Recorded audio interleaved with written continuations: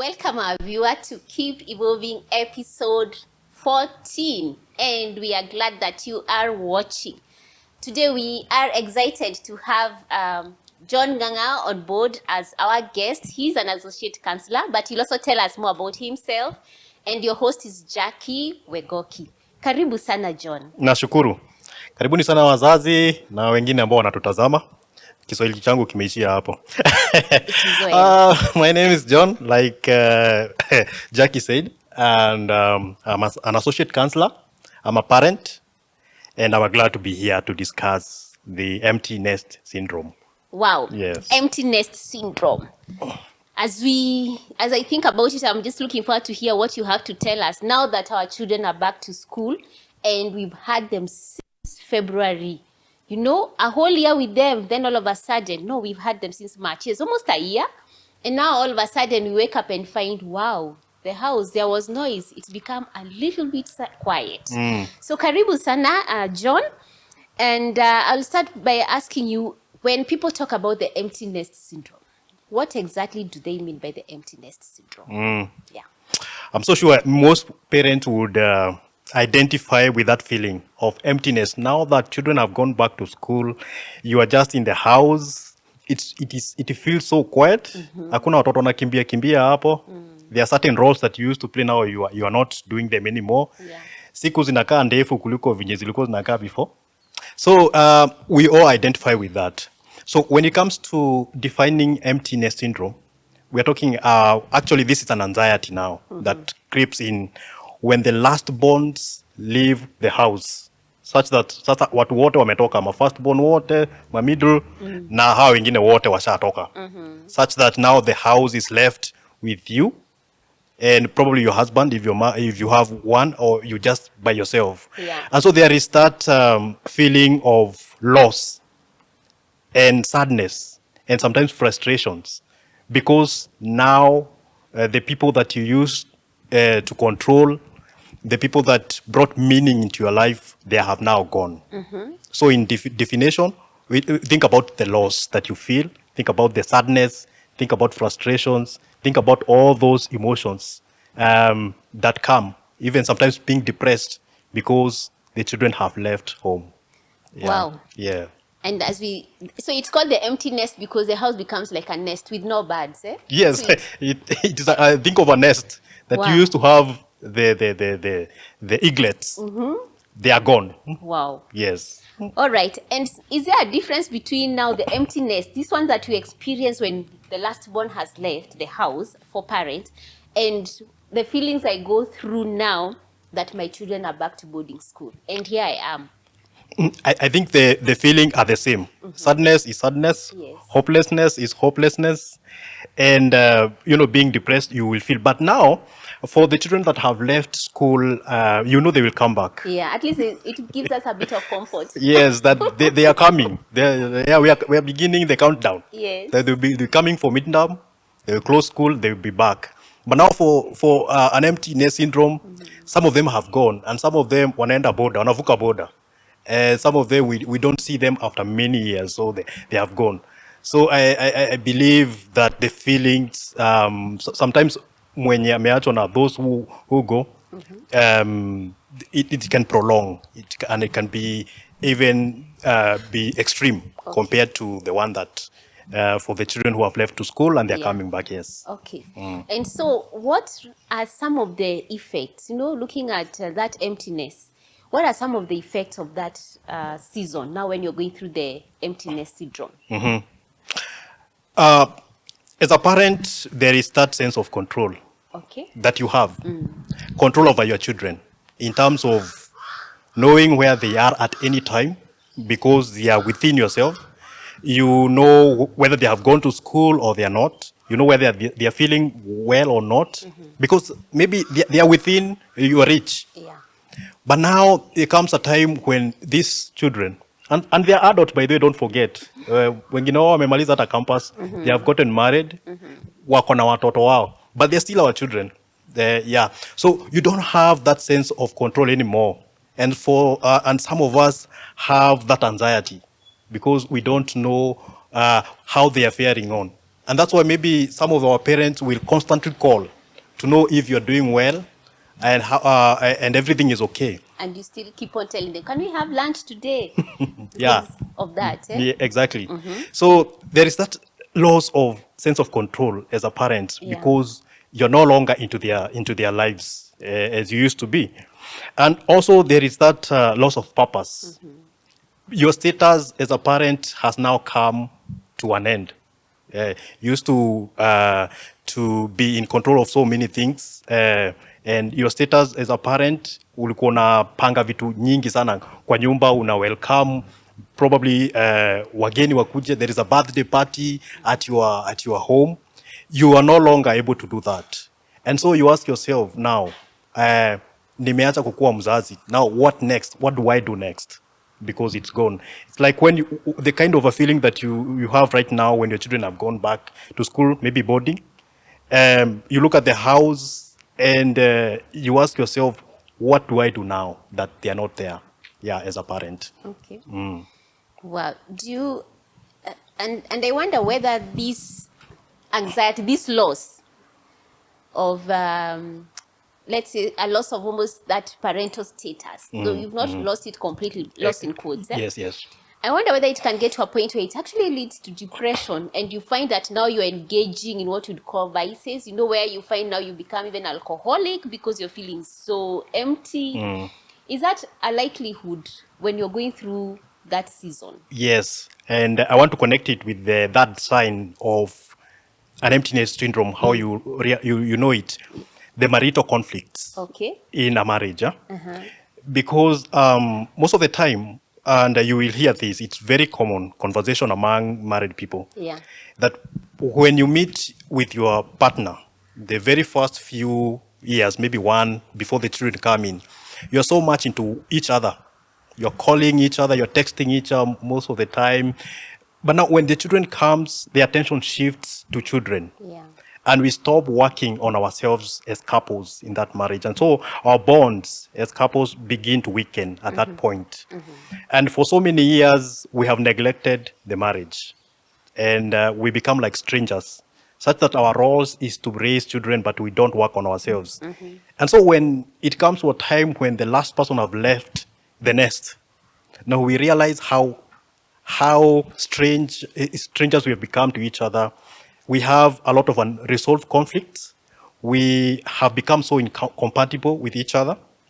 And so, yes, marital conflict could lead to other problems, like you've put it rightly, drinking, and some would become even depressed because they don't know how do we cope without the children, because they are the ones that brought meaning and they brought life into your relationship, but now they have gone.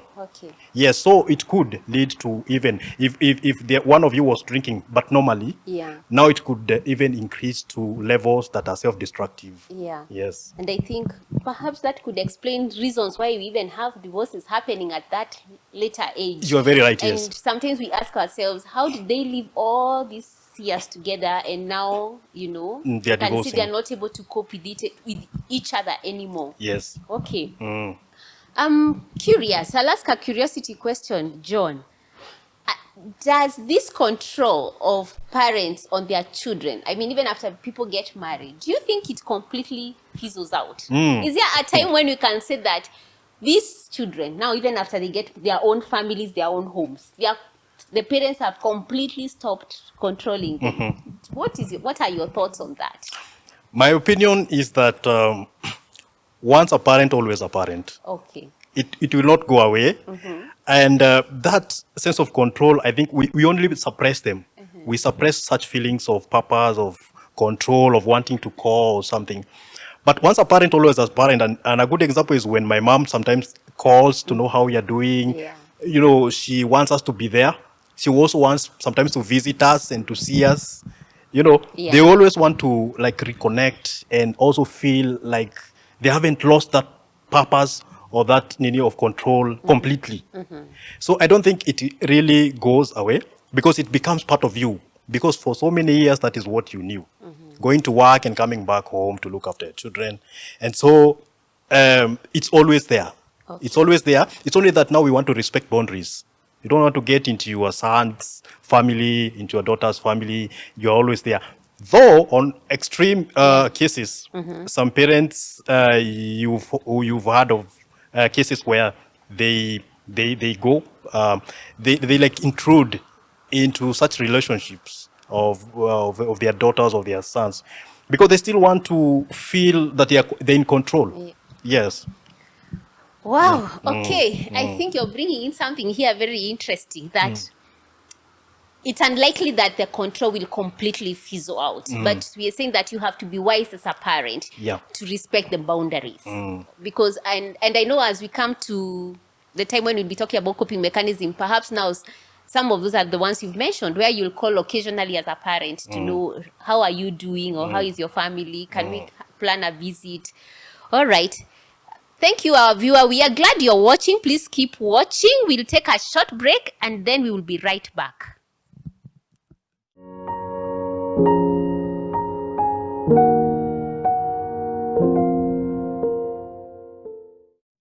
Welcome back, our viewer, and welcome back, John.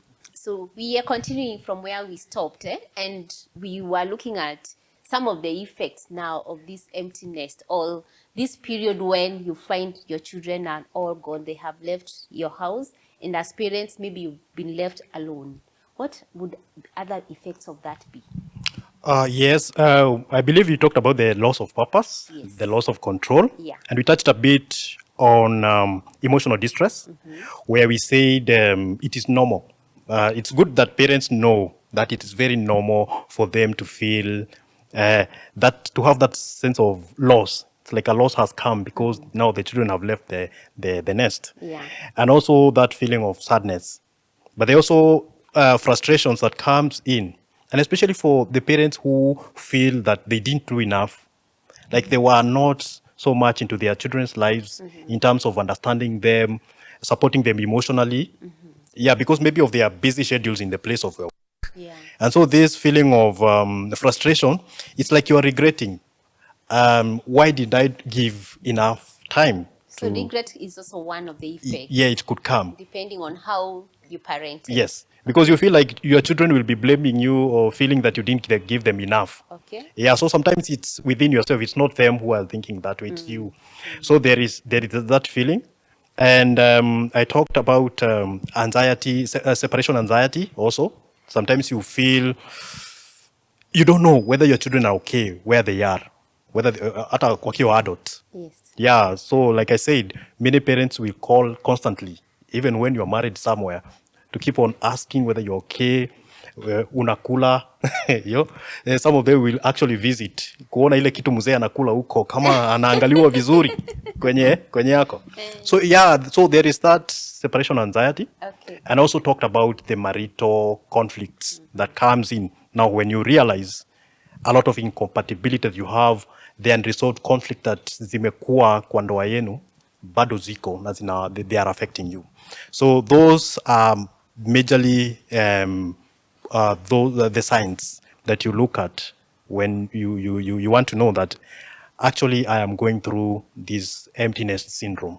Okay. Yeah. And now that you're talking to even some of us, as we think about children who are in boarding, because after boarding school in high school, the next thing is campus. And most of them are in campus again, out of home. And after that, after campus, you find many get jobs and leave home. So let's talk about the preparation, because sometimes it looks like it's so far. We may sit here and think, I have another 10 years. Yet in reality, when we work it out, you realize actually it could be less than 10 years. So how do I, as a parent, prepare for this time, for this season, so that you can at least reduce or at least cope with the season? Very important question. Because it's first of all, we need to know that it's a reality. Okay. Yeah, and parents need to. I've talked with several parents, and especially these who are raising preteens. Yeah. Because now, when children enter into that stage of preteens, you realize they don't want to follow you everywhere where you go, because they begin to realize, by the way, I think I'm becoming independent. I want to be independent, and as they look up, as they grow up, they are those role models that they look upon. Yeah. They're teenagers themselves. So they want to become like them. And they admire that independence, that sense of autonomy. And so some parents begin to have that kind of anxiety when the children now begin telling them, mimi siendi na wewe kwa auntie sijui fulani fulani, or I'm not I will not be part of that party ambao umepanga mahali fulani. You know, they want to begin becoming independent. And it is very important for you as a parent to encourage that sense of independence. And so it's good that this reality sinks in, that a time is coming when we shall not have total control over these children. So number one is prepare yourself. It is coming, and it's a reality. However much hard it seems, but it is coming. I'm tempted to ask you, are there times we remain in denial? That like we don't want to see it as much as the reality is. We have heard about it, but we're still like seeing it. There's still time, you know, and before we know it, there we are. Actually, yes, we are in denial, and I'm giving it from a professional perspective because I've talked to some parents. Yes. And for children, especially for those children who have finished secondary, they are going to college. And especially for the parents who are so much extremely controlling their children, extremely into their lives. Yeah, so such that you don't want to give them a sense of independence. So you find these parents telling you that I want to take my daughter into a school where the hostels hakuna watu watakuwa wanaingia huko. It's like you want to extend your control beyond sasa home to the place now where they are. You don't want to accept that this child has come to a point where now they need to be independent and to determine their own future now. So, yeah, most of parents are in denial. And you see, if you fight nature, then it doesn't come out very well for you. It affects you. So it is good to know that God has given us these children for a certain period. Sometimes they will go. Even ourselves, we left our parents. When I came here in 2008, I was still a very young person. But I didn't go back home. I came, I finished KU. Then I established myself here. Now I have a family. So it's a reality that we need to know, to accept that at the time will come and these children will live. Yeah. So one way of another way. So number one is it's a reality that we accept, that we have to accept it. Yeah. Okay. So number two is to try and work on ourselves as parents. Let us not forget that once we become parents, that is not the only role that we have. We need to continue empowering ourselves. We need to, enhance your skills if you are a person in, working somewhere. Yeah. So that you have opportunities za kupanda ngazi, or invest in other things that bring meaning to your life, make you happy, such that when you are not with these children, there's something else that gives you purpose. Because, like as we said, one of the questions that we ask ourselves when we lose that purpose, parenting, is what do I do with this time that now I have? Yeah. You see, you feel like now I am so empty. Now I have a lot of time. I don't know what to do with it. But if you can occupy that time with something else, then it will not, that feeling will not have such impact like a person mwenye hana kitu kingine ya kufanya.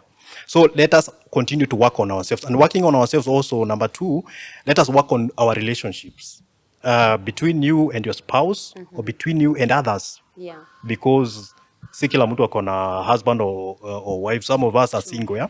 But the other relationship that you need to spend time on, working on them.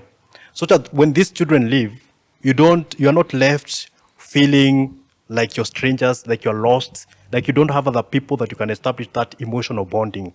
So you still have, and you feel that you are okay with other people that mko nao hapo in marriage. Remember, we talked about marital conflicts that have been unresolved for a very long time. And we talked about the incompatibility because we shifted the attention so much into the children that we forgot about ourselves. Such that our communication as parents ni ile tu transactional, like school fees, tumetumiwa balance ya school fees, lipa, kuna kitabu inatakikana, nunua, you see? That is the kind of life that most of families find themselves in. Yeah. There is no that intimacy or that emotional bond. So those are the things that we need to begin to work on.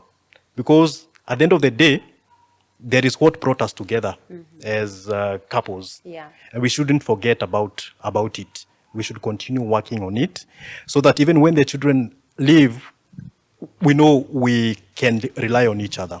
Yeah. Wow.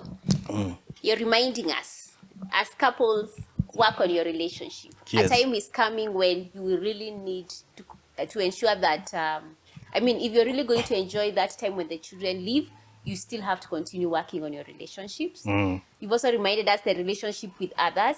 I think we have occasionally been reminded that in this world you need other people.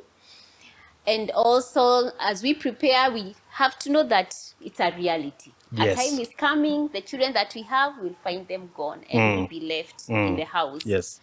Okay. And now, I want you to tell us, some of us may be already in that space, where we are encountering the empty nest. How do we cope? And assuming, let's first assume that all is well. What are some of the things we can cope? I know some would be related to what you've just said, the preparation based on how you prepared. But let's assume I wasn't as prepared. How do I cope now with all these losses, all these feelings, and yeah? I think sharing with the people who can identify with what you are going through, because you're not the first one. Your mom probably, or other people, your neighbors or your friends. Okay.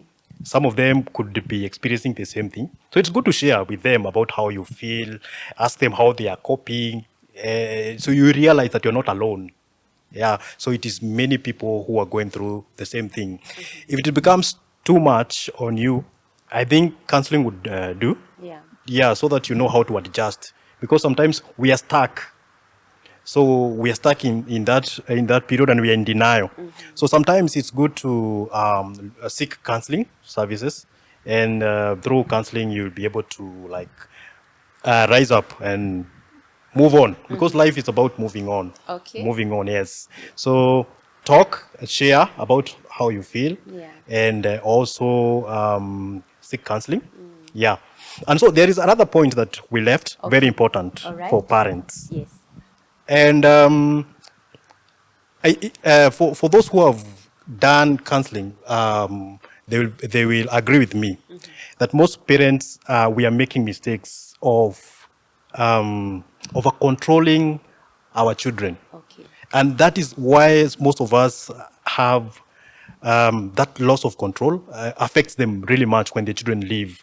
Because you're used to controlling every aspect of their lives to the point that you have not given them a sense of independence, and they're not autonomous, and they doubt themselves. Because everything that they do, you're always there doing for them, or asking them or telling them how to do it. And so one of the things to prevent those negative feelings of emptiness syndrome is allowing your children to be independent from early age. Instead of over-controlling them, help them to learn to make their own decisions, to be good problem solvers. Actually, that is the most important thing, to be problem solvers at their age. Yeah. Every child at their specific age, kuna zile problems they encounter. So instead of you going directly to help them to them, reason with them, ask them a question like, what do you think we can do? Hata ako kadogo, what do you think we can do here? So you help them to become independent. Raise your child in a manner that unajiuliza, when I'm not there, will this child stand? Because this is not our life. This life, God anakuwa ametupa. Yeah. So sometimes we're not there. How will you leave your child? Because sometimes we think that without me, my child will not survive. So we are supposed to give them a room to become independent. Okay. Yes. And so we should appreciate also, even when they go through challenges, allow them to be able to build the resilience. Yeah, and the reason why you should do that, Yeah. it's because, when you solve everything for them, you create some kind of a fantasy world where these children think that akunanga challenges. So what you need to do is let them know that this is how the world is, and challenges are part of our lives. Because one time watakuwa kwa boss ambao wanamuitanga the bad boss kwa ofisi ambao wanawasumbua. They don't know how to express themselves. Some of them wanamaliza campus ajui venye atajitafutia kazi, you know. They still expect you utamak ukiwatafutia kazi, but it is not their problem. It is you who encourage that kind of the behavior. So so whenever they're in problem, they're always calling you. What do I do here? They don't know how to think, to be critical thinkers of how they can overcome such challenges here. Okay. So it's a call to us parents that also there's a level to which we have to start thinking, when do I need to start letting go? Which, like you said, even all the way from teens, we stop them being too over controlling, because it will have an effect on them and an effect on us. Yes. Is there an age, John, like, again, this is a curiosity question. If I start feeling the emptiness, can I feel that emptiness? For example, let's say by 50, children have left, and I live to even 100. Would I feel this? Might I feel this emptiness all through? Or is there a time that would come, maybe I get used to the fact that, yes, they left, and we've adopted the coping mechanisms, we have coped, and now we are good. But are there dangers where you could find that all through you have lived now the half time of your life again on an emptiness, which again would mean that is not, it may not be the most ideal season in your life, And I'm glad that you've enlightened us a lot about the emptiness and some of the ways that we can cope. In the coping mechanisms, I would think also maybe it's a time also to rekindle hobbies. Yeah. Because there are times you find, because of parenting again, the busyness, the busy schedules, even some hobbies, you killed some of your passions, your hobbies, like you had said, even your purpose. So maybe that would also be. You are very right, actually. And that is what I was talking about, empowering yourself, is when your word kunikujia hobbies. Those are the most important things that you should now rekindle or bring them back. Wale wanapenda baking, leta hiyo kitu asa hiyo. Wale wanapenda kuweka vifaranga, kuku, ng'ombe, nini. Such things zinafaa kuwa hapo to occupy your time and to give you the meaning of life.